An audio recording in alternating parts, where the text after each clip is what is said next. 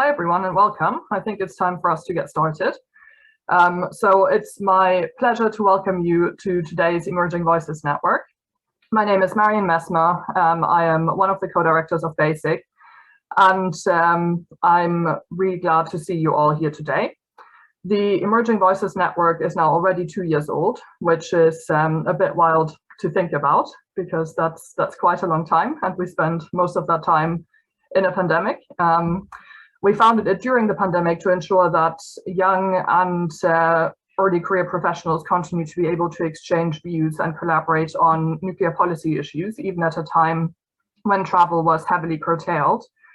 And even outside of a pandemic, nuclear policy events are not equally accessible to everyone. Location and access to funding are often two limiting factors.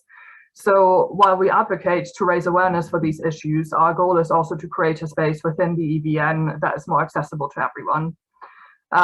Today, the EVN comprises over 140 members from dozens of states around the world. And today's event is the capstone in our most recent effort to increase our membership, particularly among states in the Asia Pacific. We are very pleased to have a fantastic keynote, a panel of excellent speakers, and we are also really looking forward to some lively discussions in our breakout groups today. And as I know that everyone is looking forward to kicking off the event today, I will hand over now to my colleague Anuradha Damale without further ado. Thank you and welcome everyone. Hi, good morning, everyone. Good afternoon, good evening, wherever you're joining from. Thank you, Marion, for that introduction, and thank you all for joining us today. My name is Anu. I will be sort of chairing and steering the event today as Policy Fellow and Programme Manager at VERTIC. We, as Marion said, have a fantastic keynote and excellent panel, and I won't keep you very long from hearing them. But before we do, a couple of logistical things. This event is recorded. The first half may be publicly available, but if you are not comfortable with being part of the recording, please do turn your camera off and mute, and do message us if there are any problems. The second half of the event, which is the discussion, will take place under Chatham House rules, which means that the information won't be attributed to anyone, but can be used for internal reporting and external reporting. Let us know if you have any questions about that as well. There isn't a live Q&A for today's session because we want to make sure that there's substantive discussion in the second half and that our speakers have the time to give you considered answers to these questions. So if you do have any questions, do send them over to the email address that Eva Noor has put in the chat, and that's emergingvoices@basicinc.org, and we'll forward them on to our speakers following the event. But without further ado, I'd like to introduce our keynote speaker for today, Angela Woodward, who is the Deputy Executive Director of VERTIC, my previous organisation, board member of the Asia Pacific Leadership Network, a council member for the Disarmament and Security Centre in New Zealand, and has previously served on New Zealand's Public Advisory Committee on Disarmament and Arms Control, and was also an adjunct senior fellow at the School of Law at the University of Canterbury in New Zealand. Thank you very much, Angela, for joining us today. Interruption there. Hello everyone, kia ora koutou. Hello from Aotearoa, New Zealand. It's my great pleasure to join you today in this Emerging Voices Network initiative in Asia Pacific. Today I'm going to give you some of my thoughts about overarching nuclear weapons issues in Asia Pacific, looking at regional issues, disarmament and non-proliferation education, and lastly, why networking in this region and between regions involving experts from this region is so important. Thinking about regional issues, there are many different issues and interests and priorities within this region when it comes to nuclear issues. We have 5 of the 9 nuclear armed states in this region: China, India, Pakistan, North Korea, and the Eastern Russia within the North Asia region. And not including Russia's vast nuclear weapons arsenal, there are around 670 nuclear weapons in this region. So nuclear weapons touch the whole region in activities. All states in the region, all these nuclear armed states in the region are modernising their nuclear arsenals, both their weapons and their delivery systems, and expanding their nuclear arsenals.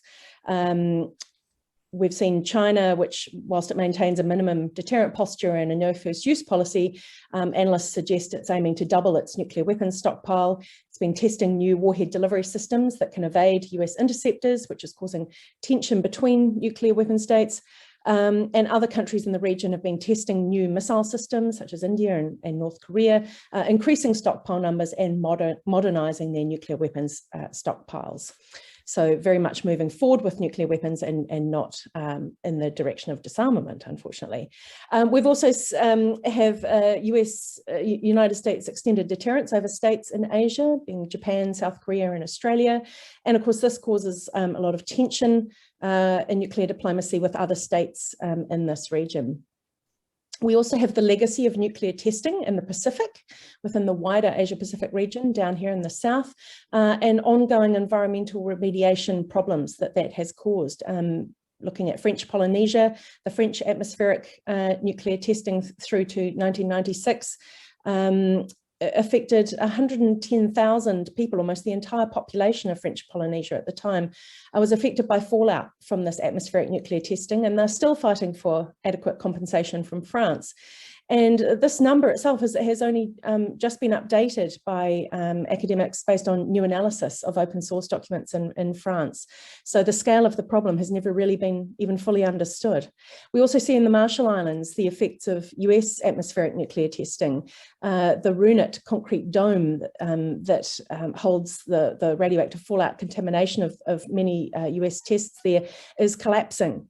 The US has considered the matter closed. It's paid remediation. It considers it done, but Marshall Islands still needs more technical assistance and money to address these environmental challenges from the impact of nuclear testing.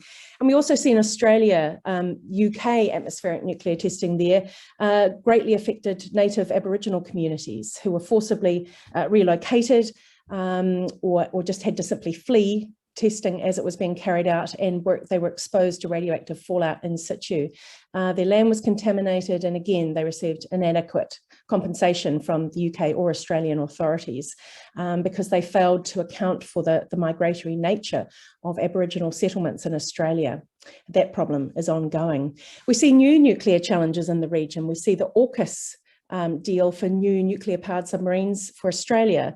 And of course, this raises the challenge of safeguarding submarine reactor fuel to a standard that can assure other states that Australia will not use that material to develop nuclear weapons. We see a swathe of states that are supportive of the nuclear ban treaty in this region, but predominantly within Southeast Asia and the Pacific Islands, including here in New Zealand, which has a long legacy of nuclear disarmament support and advocacy.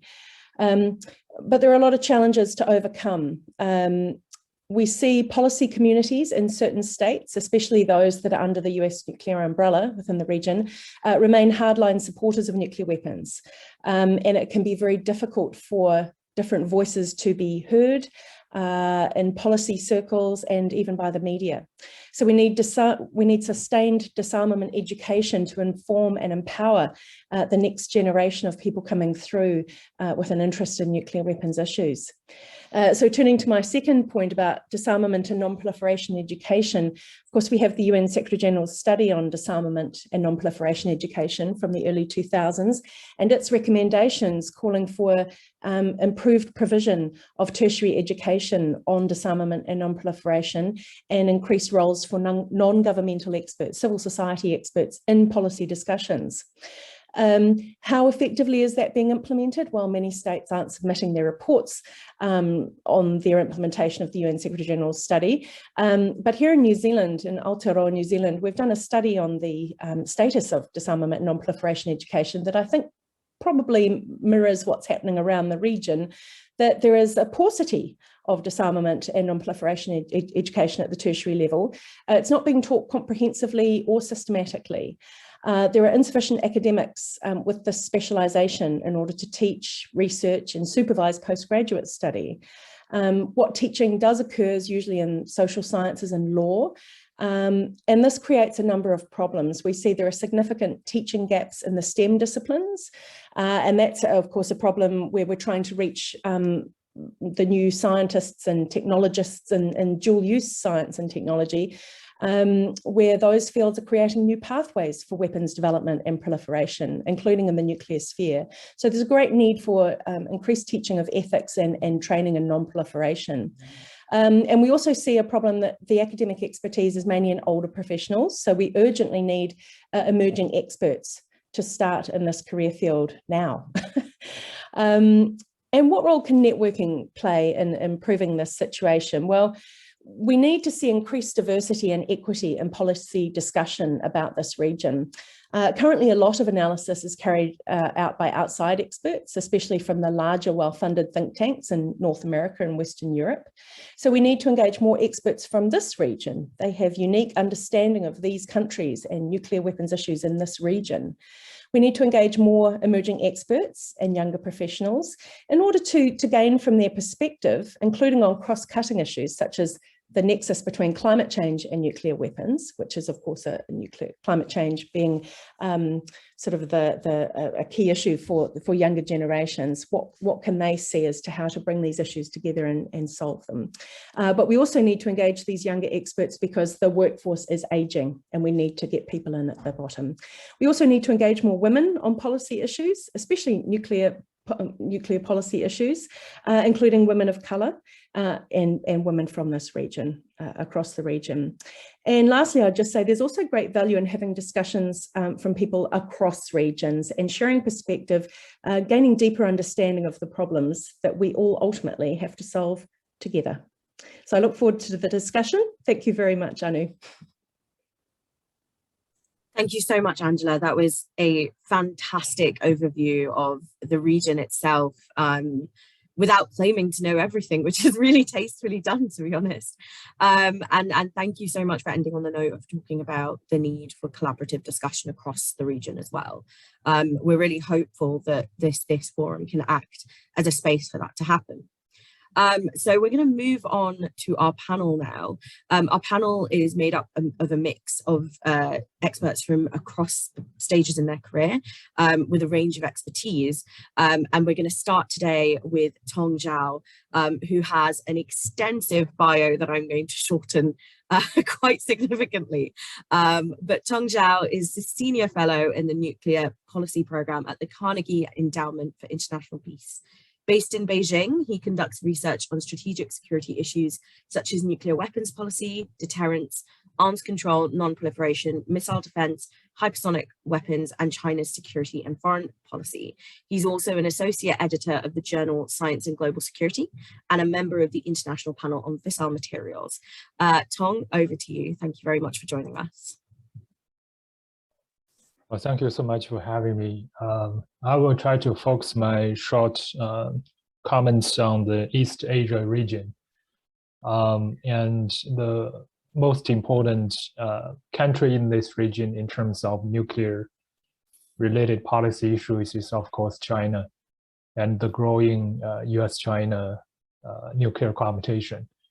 I think one important thing that people need to pay more attention to is the very significant information gap and perception gap that has a great impact on the US-China nuclear competition.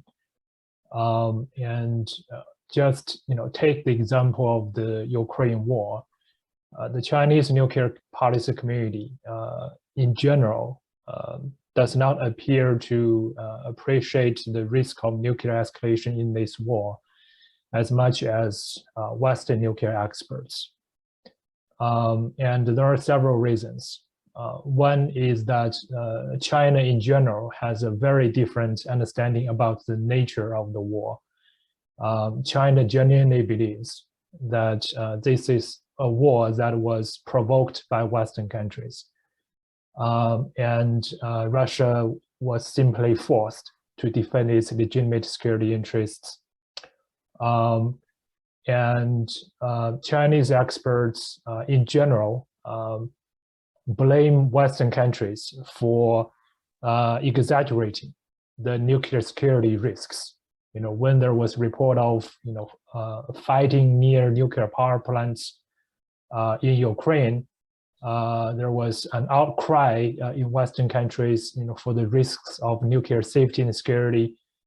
But Chinese experts, they blame the Western countries for deliberately hyping the threats and smearing Russia in its military operations near the nuclear power plants.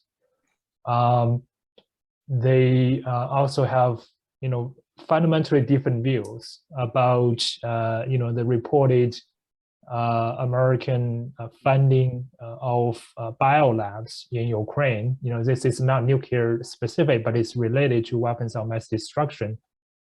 And Chinese experts, including senior policy experts, technical experts, appear to genuinely believe that the US is running biolabs in Ukraine and other countries in order to conduct illegal biological weapon research. And when Putin ordered part of the Russian nuclear forces to be on a special regime of alert status, Chinese experts seem to appear rather sympathetic to this measure. They believe that Putin was simply trying to use this nuclear deterrent to deter NATO from further intervening in the Ukraine war. So their views across the board when it comes to nuclear policy issues or broader security issues are fundamentally divergent from the rest of the international community, especially Western countries. And this is no surprise because if we look at China's own policy, since recent years, China itself has been expanding its nuclear power at an unprecedented speed and scale. And the reason behind this, according to researchers, is that China itself believes that the Western countries have become more hostile and become more hegemonic. And Western countries are making up excuses like human rights and democracy or domestic suppression in China and Russia in order to prevent countries like China to further grow, from further growing, from further challenging the Western predominant position in the international system, right? So it's because of Western hegemonic culture and intention, and because of the inherent biases in Western countries towards countries like China, that China needs to build up its nuclear forces to deter the perceived Western hostility and aggression. So it's no surprise that Russia takes a very sympathetic view towards Putin's nuclear saber rattling and believes that it's justified for Russia to use this means to defend its national security interests. So in China, there are three types of actors today. One is the general public, who absorbs information that is very different from the information absorbed by Western societies on a daily basis for decades, who has a fundamental different reading about basic facts across the board from Western countries. So it's no surprise that the general public is very enthusiastic about nuclear expansion. They want China to develop a more powerful nuclear force, and they want China to use nuclear forces in a more assertive manner. Right? In a recent online video, when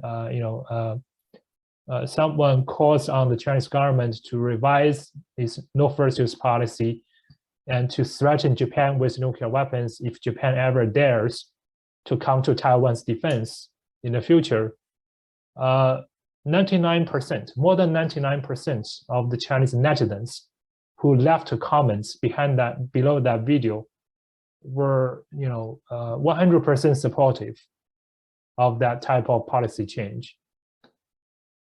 So there is strong public support for nuclear expansion. And the second type of domestic actor is the policy elites, the policy experts who work on nuclear policy or broader security policies. And they are the same. They absorb the same information from the Chinese general public. And their mindset and their perspective is similarly affected by the very significant information gap and perception gap that exists between China and the Western societies. So they all also genuinely believe that it is justified and it's actually necessary for China to build up its nuclear forces to counter perceived Western aggression. And the third type of player is, of course, those who really matters, the top decision makers. And for them, it is even more interesting because, like Putin, China's top-level decision-making also takes place within a very small circle of senior political leaders, who's at the center of whom is the paramount leader, Mr. Xi, and they have a particular type of worldview, and they apparently have very strong antipathy against the Western political system and Western political ideology. And they also don't really connect with the broader policy community. And in highly centralized system, their personal perspectives plays a major role in determining China's national security policies, including nuclear policy. In fact, the reason that China has changed its traditionally modest nuclear policy in recent years and started this nuclear build-out is very much related, according to many observers, to the personal perspective of China's paramount leader. So we have the three types of domestic factors who all seem to be really interested in and determined to strengthen nuclear forces in order not only to maintain nuclear stability between US and China, but also to make nuclear weapons contribute to political stability between the major powers. I think that's a new change in China's domestic nuclear thinking that is having a major impact on China's nuclear relationship with the US and other countries. So there is a growing need from this perspective for scholars, policy observers to really study and understand the domestic decision-making environment in China and how that is increasingly affect and shaping China's nuclear decision-making. I don't think I have time, but I do believe in the region of East Asia, we also need to pay a special attention to the role of North Korea's growing nuclear forces, which is apparently seriously undermining nuclear stability among the major powers and driving a broader regional arms race that involve countries like South Korea, Japan, and others.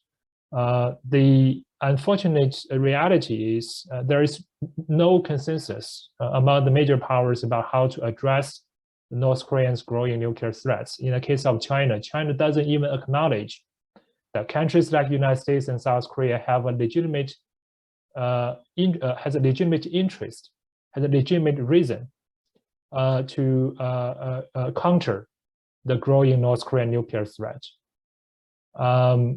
So without that type of acknowledgement, it is really hard for US and China to work together in addressing North Korean nuclear threats. The recent North Korean testing of ICBM may not even lead to a new UN Security Council resolution that would impose additional sanctions on North Korea. And how this will encourage countries like South Korea, Japan, and others to develop their own conventional strategic strike weapons, to introduce, to allow American deployment of medium-range missiles into this region, or more seriously, to consider further integration into American nuclear planning and strategy, or even starting domestic debates about reintroducing American tactical nuclear weapons to their territories. All those measures could have further implications for regional security. And all of those issues haven't received serious attention by experts from China and other regional countries.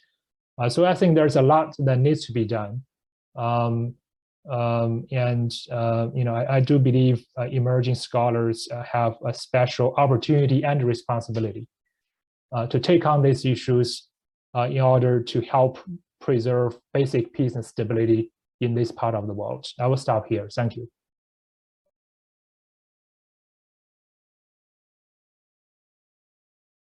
Thank you so much, Tong. Raising, I think, one very incredible point that it should be very obvious to us, but it often isn't, and that perspectives matter and perspectives differ, and perceptions differ. And I think that the points you made really ring true to that and to the sense of collaboration with the West and the difficulties in that. So thank you so much for raising that. Just a reminder that if you do have any questions, please do send them to the email address that we've posted in our chat. Next, we have Deandra Murdaning, and Deandra is the Asia Regional Organization Officer for an organization based in the region, and previously worked at the IAEA, and she is from Indonesia. Deandra will be sharing slides. Deandra, would you mind sharing your own slides? Just let us know if you have a problem with it, and we will fix that for you. Okay, so I'll be sharing my slides. Okay. Actually, it says that the host disabled this, so you can use the old slide. Doesn't matter. I can just. Thank you. So good afternoon, everyone. Thank you for having me.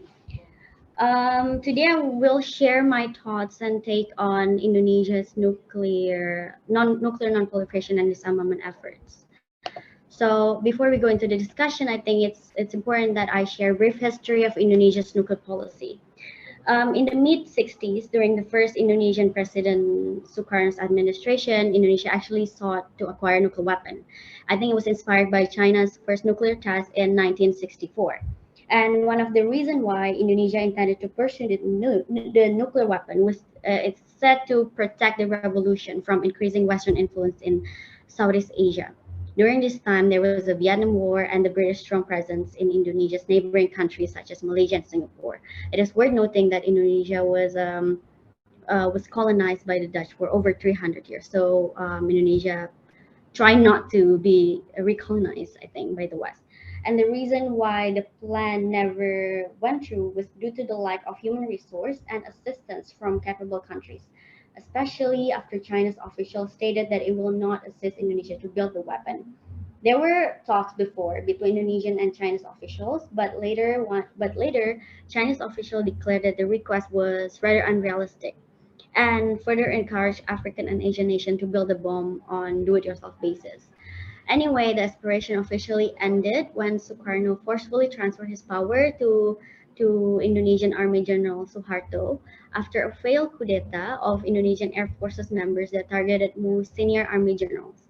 The movement was known as 30th of September movement. And as predicted, Suharto actually had closer relationship with the West and agreed to reverse Sukarno's nuclear policy by formally submitting to international safeguards of sensitive materials and equipment that they received by the US for its nuclear research nuclear reactor. And next slide, please. So next slide. So Indonesia is often dubbed as a non-proliferation tiger. And the reason why is from Suharto's era onward, Indonesia has been a signatory and has ratified significant nuclear non-proliferation related treaties, including the NPT and the CTBT, and abides by the International Nuclear Safeguards Rule. Indonesia was the first Southeast Asian nation that signed the IAEA additional protocols.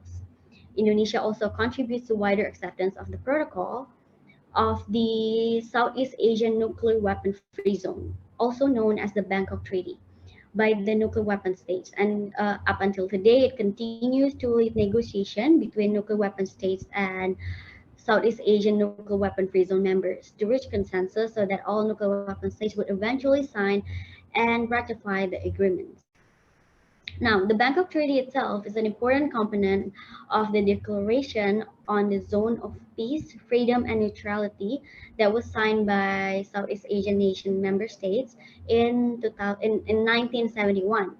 So the Bangkok Treaty was established in 1995 and pursuant to Article 7 of the NPT, which recognized the right of any group of states to conclude regional treaties in order to assure the total absence of nuclear weapons in its region, in their respective region. Indonesia's influence and strong advocacy regarding nuclear non-proliferation and disarmament also dates to 2011, when Indonesia assumed the chairmanship of a Southeast Asian Nation Association, and it chaired the ASEAN Regional Forum. Indonesia took this momentum as an opportunity to promote non-proliferation and disarmament issue in Southeast Asia by making the issue one of Indonesia's chairmanship top priorities. During this year, under Indonesia's leadership, ASEAN also announced that it has successfully negotiated a tentative agreement with the 5 nuclear weapon states that could pave the way for their acceptance of the Bangkok Treaty protocols. Next slide, please. Next. So now I would share about Indonesia's stance on nuclear disarmament. Next slide. Indonesia is a coordinator of the Non-Aligned Movement Working Group on Disarmament since 1994, and it continues to encourage ASEAN member states and beyond to improve the persistently slow progress of the nuclear disarmament. Indonesia has also been vocal in expressing its concern over the scale and pace of disarmament. It believes that there have been too many restrictions and demand for them regarding peaceful use of nuclear technology, and that nuclear weapon states have been ignoring their obligation to disarm their nuclear arsenal. Indonesia's official has even argued that nuclear weapon states seem to treat counter-proliferation as the 4th pillar of the non-proliferation regime, instead of focusing on their obligation to disarm their arsenal. And more recently, during the UN General Assembly in 2017, Indonesia actually co-sponsored a disarmament resolution that pushed forward the nuclear ban treaty. Indonesia's representative was among vice presidents leading the negotiation of the treaty. Regardless of Indonesia's initial efforts, much to everyone's surprise, up until now, Indonesia still has not ratified the treaty. And the discussion on the ratification plan has not even been tabled at the House of Representatives. Internally, there have been pressures from civil society and academics that urge Indonesian government to submit its ratification components immediately. But the government seems to be dragging its feet for unclear reason to us. I think it's very important that Indonesia deposit its ratification instrument immediately, because as the de facto leader of ASEAN, Indonesia should set examples so other nations could follow suit. And the treaty, I believe, will also contribute to the realization of the Southeast Asian nuclear weapon-free zones. Indonesia's certification will also signal Indonesia's commitment towards a new international order on disarmament. Next slide, please. Next slide. Now I would like to talk briefly about Indonesian nuclear future. So will we ever go nuclear? This is probably the question that all Indonesian nuclear scientists and physicians have asked, because until today, Indonesia is yet to go beyond the planning phase. This is to the ever-changing energy policy. For instance, according to Presidential Decree 5 in 2006, Indonesia, it was stated that Indonesia would have at least 4 nuclear power plants built by 2025.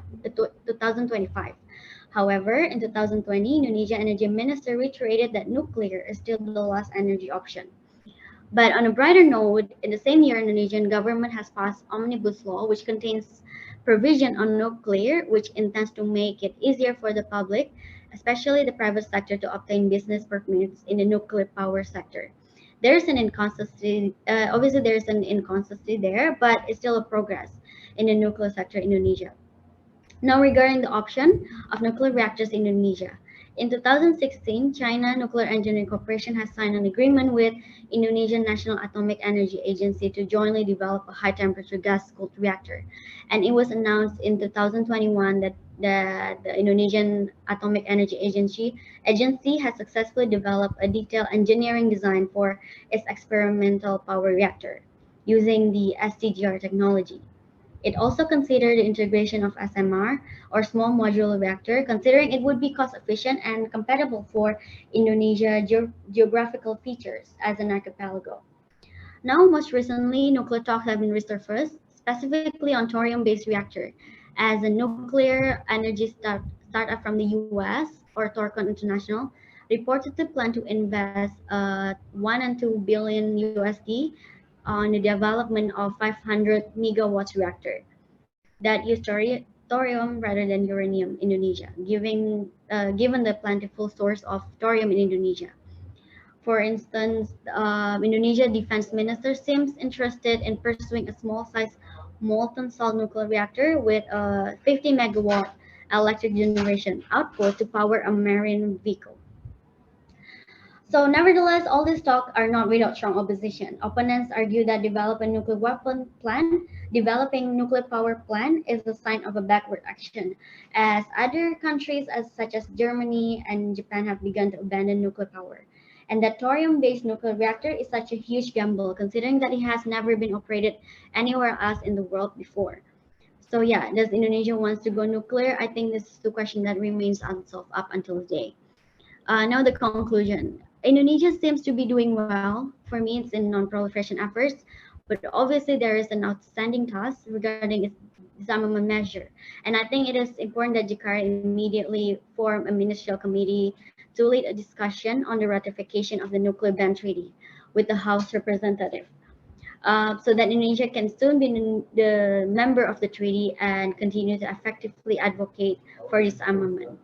For the nuclear energy future for Indonesia, I think nuclear power plant is worth pursuing as an alternative energy source, given that Indonesia's demand for electricity continues to grow, and traditional fuel source it's hard for traditional fuel source to keep up. And given the Indonesian geographical feature, remote areas that lack electricity can make a good advantage of, for instance, small modular reactors that is cheaper than the traditional nuclear power plant. So that's all for me today, and I'm happy to answer questions, if any, later. Over to you, Anu. Thanks so much, Deandra, and thank you also for covering the history of Indonesia's, relationship with nuclear energy and power and weapons. It was incredibly interesting, and I know that your research interests have included Indonesian leadership in non-proliferation and disarmament. So thank you so much for that. Our next speaker is Andika Prawira, who is a lecturer at the Department of Nuclear Engineering and Engineering Physics at the Universitas Gadjah Mada in Indonesia, and is also a PhD candidate at the Korea Advanced Institute of Science and Technology in South Korea. Over to you for now, Andika, please. Oh, okay, Anna, thank you for the opportunity. And first off, I'm really honored and thanks Basic and Emerging Voices Network for me to be able to discuss about the focus in Asia Pacific. As my background is more on the nuclear engineering and technology side of things rather than the policy issue of it. Today I would like to talk about the nuclear technology development in the region, especially in East Asia, and how it may impact the security in East and Southeast Asia. With the growing concern of climate change and the potential role that nuclear power might have, there is a growing interest in nuclear power development. And according to OECD, NEA, and the IAEA, the nuclear power can grow from 400 gigawatt electricity, the capacity that it has now, to 700 gigawatt electricity. However, those numbers will be affected by a lot of factors: the domestic and international political support of nuclear power development, the competitiveness of the new and advanced reactors, especially in terms of economic, security, and power generation. So my focus today will be on the small modular reactors technology development in the region. So thanks Deandra for like grazing into those topics previously. Small modular reactors is touted to be one of the potential game changer for the nuclear industry. By IAEA definition, SMR are advanced nuclear reactors that have a power capacity up to 300 megawatt electricity, and it's roughly 1/3 of the large conventional reactor currently running around the globe. By going small, SMRs offer several advantages, including smaller footprint, versatility of deployment, and wide range of options and applications, allegedly improve the cost efficiency and therefore affordability, even though it's arguably still very expensive. And one of the most important factors is the construction time, which large reactors took 7 years on average for plant construction, whereas SMRs offer shorter time to build. And currently, there are 70 plus design of SMRs around the globe, including PWR-based, and Gen 4 types with varying means of deployment and usage. It could be a remote operation, offshore, floating, and used for industrial heat desalination, so on and so forth. And one of the leading regions that develop SMR is the East Asia region, as China, Japan, and South Korea each have their own design and development with plans to export it to other regions, especially emerging markets like including Southeast Asia, as they see them as one of the promising candidates for the deployment sites. And the other dominant nuclear vendor who are pursuing Southeast Asian market is also Russia, and they have a very good deal, offering a very appealing offer to nuclear newcomers country. But I have to say one of the biggest growing influence in nuclear vendor markets in East Asia is China, with 54 nuclear reactors running and 14 under construction right now. The growth of China's domestic market will definitely help them, especially in the economic of scale aspects of a nuclear reactor production. China National Nuclear Corporation and China General Nuclear Power Group has also planned to build a SMR and floating nuclear power platforms that will deploy it in South China Sea, which led to concern related to the stability and geopolitical situation in the region, which I will talk later in the later part of this talk. In the case of South Korea, South Korea is the sixth largest nuclear power producer, thanks to the UAE partnership. And then SMR is seen as one of the main exports in the future, as Korea has an agreement with Saudi Arabia related to the development and deployment of SMART. Korea itself has also resort to integrated PWR design approach, which could fasten their development, as Korea has a lot of experiences in PWR design. South Korea also developing their own marine-based SMR by the name ARA, along with a partnership with US vendor like NuScale. However, we have not yet to see the policy related to the nuclear technology development under the new presidency. The signal has been quite positive, but we have not seen any realistic targets or the plan related to the new presidency in South Korea. And in the case of Japan, the maneuver seems less promising due to the deep freeze in their nuclear program caused by Fukushima accident, but they also currently have several partnership with US-based SMR vendors. And in the context of Southeast Asia as one of the potential market, the possibility of SMR entering Southeast Asia is quite high, as Philippines, Thailand, Vietnam, Indonesia, and Malaysia have expressed their interest in pursuing nuclear power. Don't quote me on that. That's a dangerous slip of the tongue. And with a varying degree of development, Philippines has built the only nuclear power plant in the region, but they never use it. And currently, Korea Hydro and Nuclear Power also has some nuclear rehabilitation project with them. And Indonesia and Thailand are seen as the countries with the most advanced nuclear technology and infrastructure in Southeast Asia, and potential contender to build nuclear power plant, especially SMR. Indonesia has shown several interests in the floating nuclear power plant design and the molten salt-based SMR, but currently without a concrete project or development up until this point. However, there are several concerns that we need to address related to the SMR exports and development, as it could create a possible connection towards the military aspect or even influence in the regions.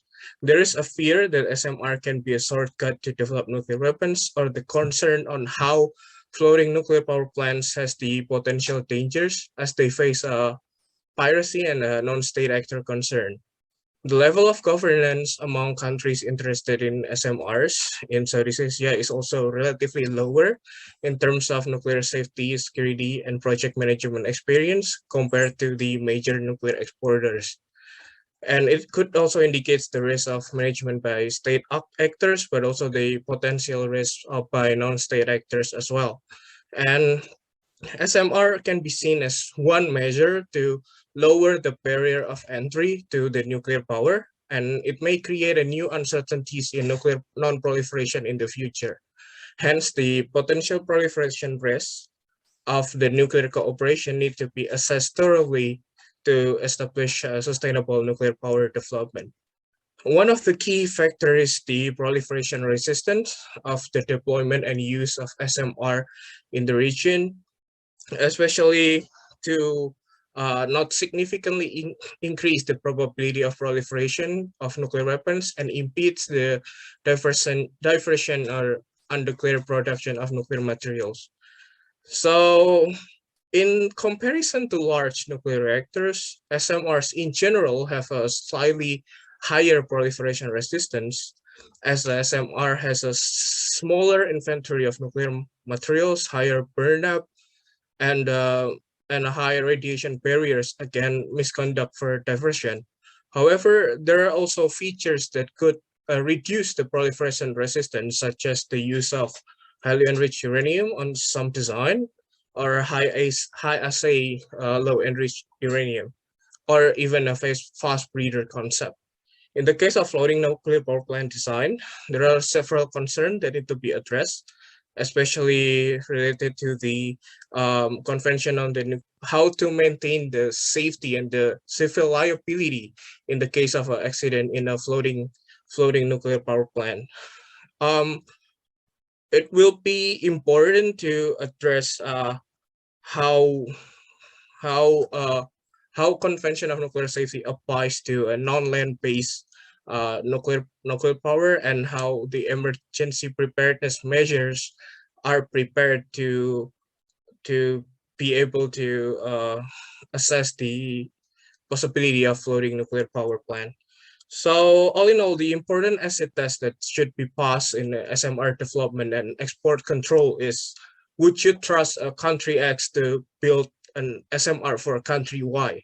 So when accounting for a proliferation and terrorism risk. So proliferation resistance, physical protection, and adequate regulatory measures should be prepared extensively in the event of SMR introduction to the Southeast Asia. SMR has a lot of potential in our battle against climate change, but further measures need to be taken to address those challenges before we could see the entry of nuclear power to Southeast Asia. So, yep, I think that's all for me. Fantastic. Thank you so much, Andika. I was just messaging my colleagues, telling them how much I love talking and hearing about SMRs. That was a really, really great explanation and introduction into them. So thank you so much for that. And also, we will make sure that it's clear in the recording that it's not a nuclear weapon, but that they're pursuing with nuclear power. Our final speaker before we go into our discussion sessions, and do please hang out for that, is Dhanbir Kulkarni. Dr. Dhanbir Kulkarni is a policy fellow at the Asia Pacific Leadership Network and also a visiting fellow at the Institute of Peace and Conflict Studies in New Delhi, a visiting lecturer at the Department of Defense and Strategic Studies at the Savitribai Phule Pune University. And her forthcoming co-authored book on armed conflicts around the world is motivated by an interest in making global politics relevant and accessible to broader audiences, something that we should all care about, I think. So over to you, Dhanbir. Thank you very much for joining us today. Thank you, Anu, and thank you also for reminding me about the book, which I haven't been able to work on for the longest time, but later on that. So hello, everyone, and it's really good to be back at the Emerging Voices Network Forum. Thanks to BASIC, Anu, Marion, and Evanur for giving me this chance to share my thoughts today at the capstone event.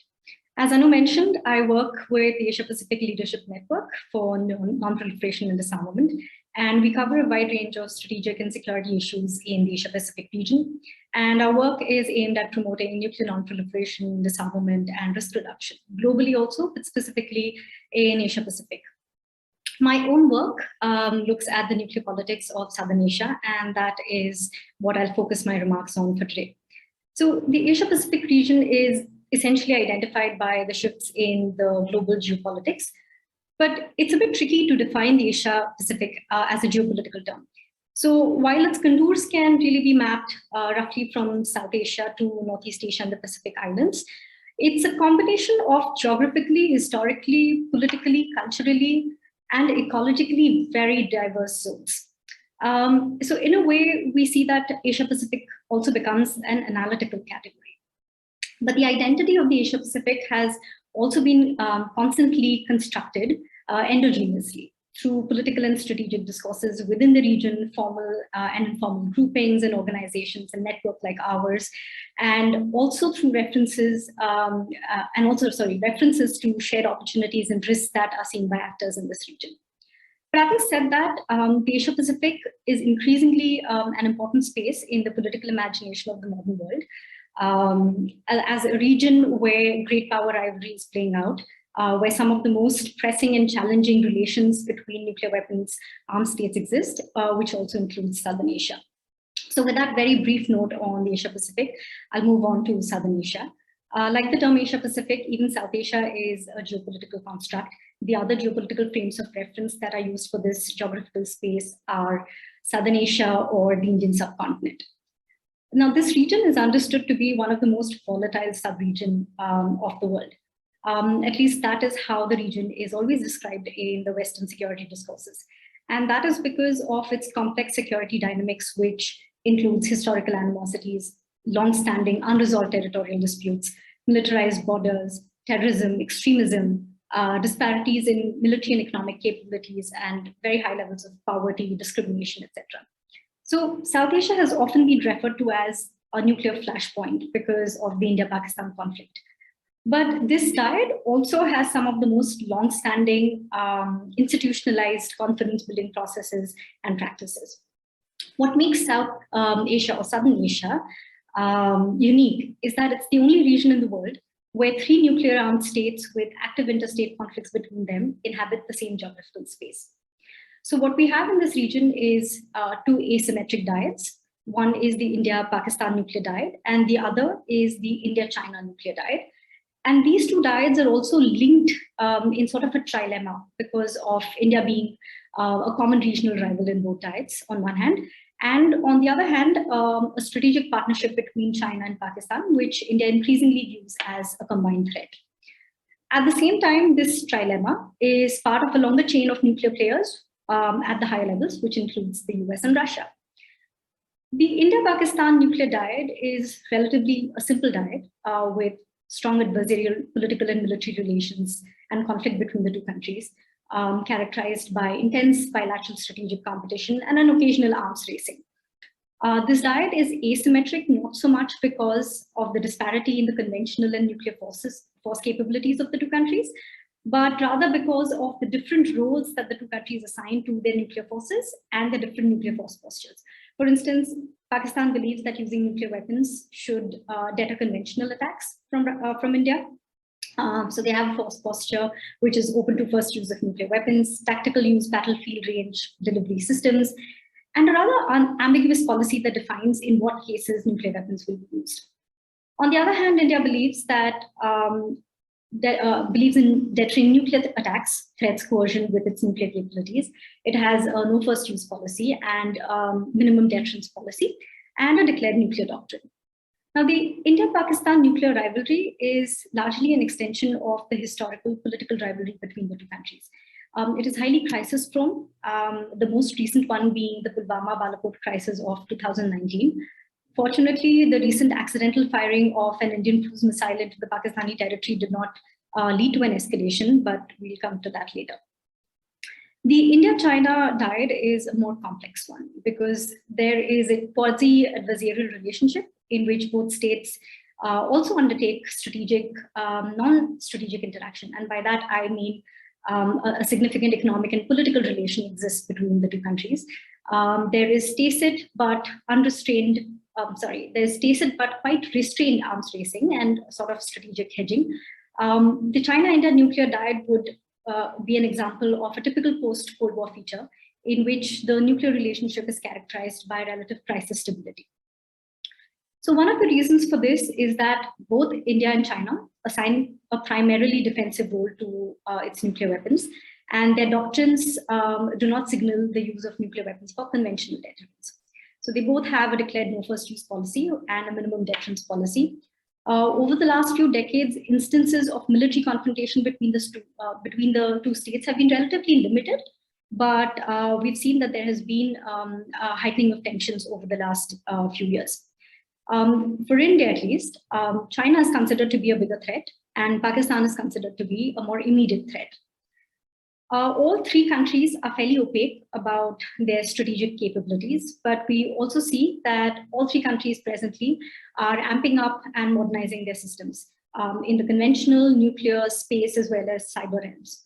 So besides increasing the stockpiles of nuclear warheads and building an array of targeting capabilities of multiple ranges, these three countries are also invested in diversifying their delivery platforms, building stealthier, more survivable strategic forces, and credible early warning systems. For instance, they're pursuing a credible sea-based nuclear deterrent through ballistic missile submarines.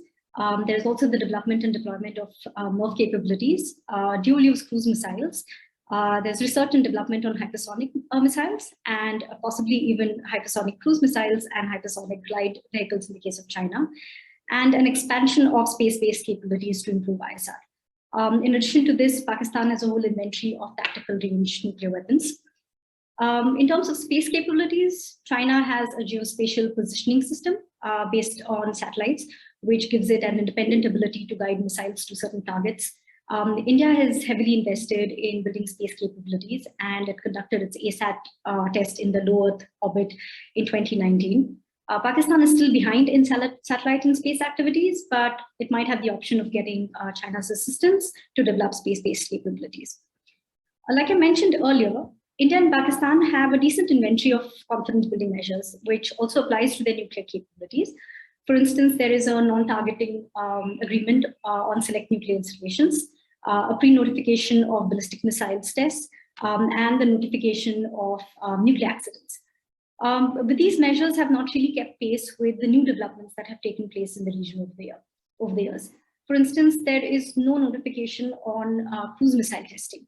And while the recent accidental test firing of the Indian cruise missile did not cause panic, it basically points to the need of upgrading the CBMs between the two countries. But unfortunately, at this point of time, bilateral relations are at an all-time low, and no political initiative or dialogue exists to bring back CBM talks on the table.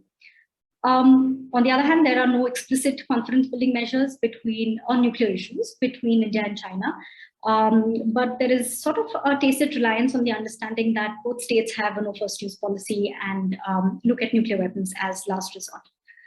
But there is a tendency to look at the nuclear rivalries in Southern Asia through a narrow prism or a lens of bilateral competition or conflict, or restricted to a regional dynamic. There's also a tendency to examine the strategic capabilities of these countries as strictly restricted to the regional dynamic. And what this often results is in concluding that India and Pakistan are sort of locked in an action-reaction contest when it comes to their nuclear competition. I would say that rather the developments that I just mentioned happening in this region are very much a part of the broader shift that is happening in the global nuclear order, which is now characterized by growing distrust, great power conflict, divergent perspectives on strategic stability and deterrence force postures, and an increasingly return to the logic of limited nuclear warfighting. So strategic stability today itself is quite different from what we understood of it during the Cold War.